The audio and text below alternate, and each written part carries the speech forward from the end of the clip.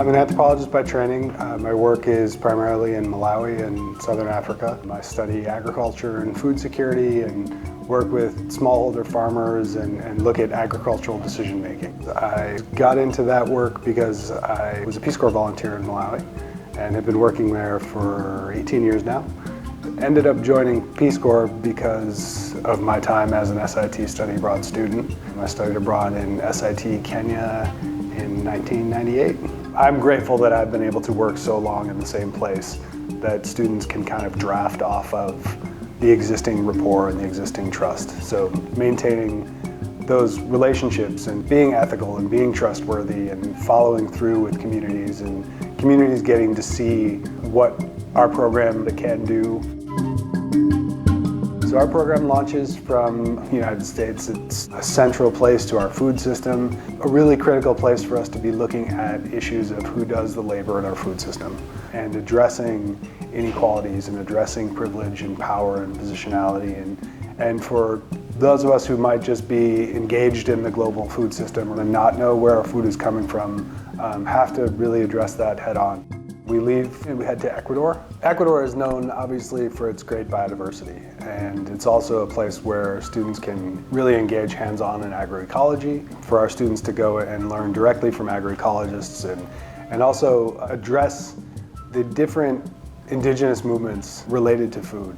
Ecuador is one of the few countries in the world that it really addresses issues of food in their constitution.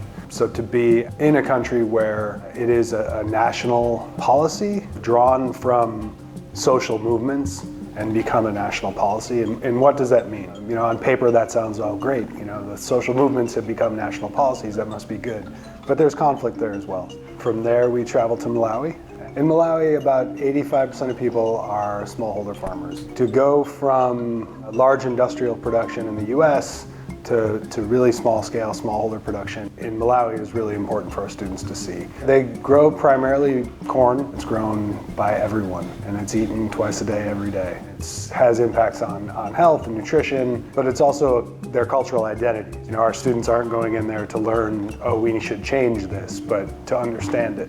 So it's a place where students can really look at agricultural decision-making, so how farmers choose what plants to plant and hybrids and fertilizer. The use of these technologies can be done effectively, but they can also be done very inappropriately in a way that can degrade soils, can put people into cycles of poverty. So it's a place where students can really dive into these issues and recognize too that for one smallholder, the use of these technologies might be very beneficial. It might be the first time their child is able to go to school because they had a bigger yield because they used hybrids and fertilizer. But for another farmer, it could be that now I'm caught in a cycle of debt because I spent money on these technologies and the yield wasn't good because of climate change and rainfall changes.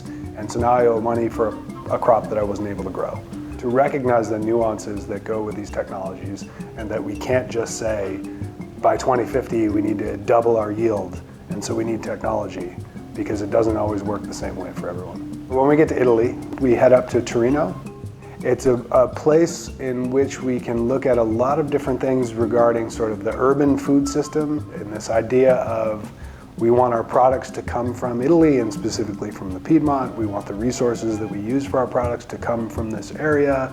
Then we get to Rome, where we go to some of the big power brokers in international development, specifically in the areas of food. We visit FAO and IFAD, and we hear from some of the people who are both setting policies but also practitioners in the field of international development and food insecurity. We've talked to farmers in the United States, we've talked to farmers in Ecuador, we've seen farmers in Malawi, and now we're in Italy and we look, you know, what are the aspects of agriculture that are similar? What are the aspects that are different when you're now in the EU and, you know, there's different policies and protections and subsidies that come along with being part of the EU, different benefits to being organic or getting that certification. What are these things that are bureaucratic or political or legal issues that sort of frame agriculture as safe or as pure, or, you know, what does that label mean?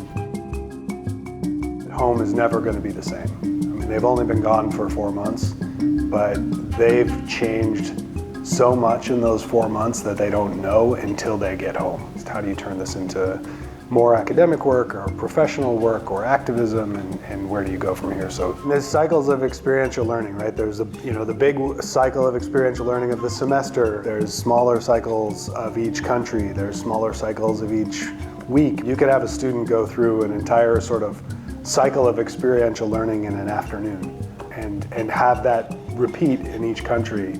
And so that they are really, they're making these comparisons, they're starting to synthesize, they're starting to question their bias and their assumptions, they're realizing that their bias and assumptions can even be reframed in each country. This idea of sort of confirmation bias, and by moving as much as we do and seeing different countries, students start to realize how that really happens to them. They realize that the first picture they're going to take is the picture that they think they should take when they're in Ecuador, or the picture they think they should take in Malawi, because it's what they've seen already from Malawi. So when you start to get this comparative aspect, though, you end up getting students that step back from that a little more and are able to sort of ask themselves a question of, why am I here? Why do I want this picture? Why am I asking this question in this interview? And the comparison in these cycles, repeating these cycles, is really important.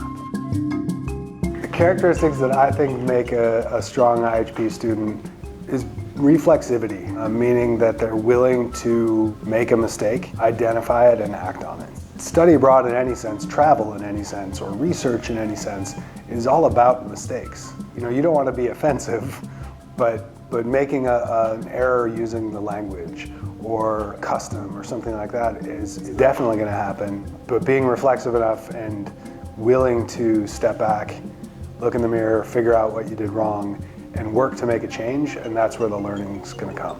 And I think one of the other great things that happens, there needs to be recognition very quickly of who your teachers are, and often recognizing that your teachers are not your faculty. They're every single person around them. It's their homestay family, it's obviously they're country coordinators and the staff of our IHP programs, but it's the community that they're in. There's a great Malawian proverb. I always ask the students, what's unique about a chameleon?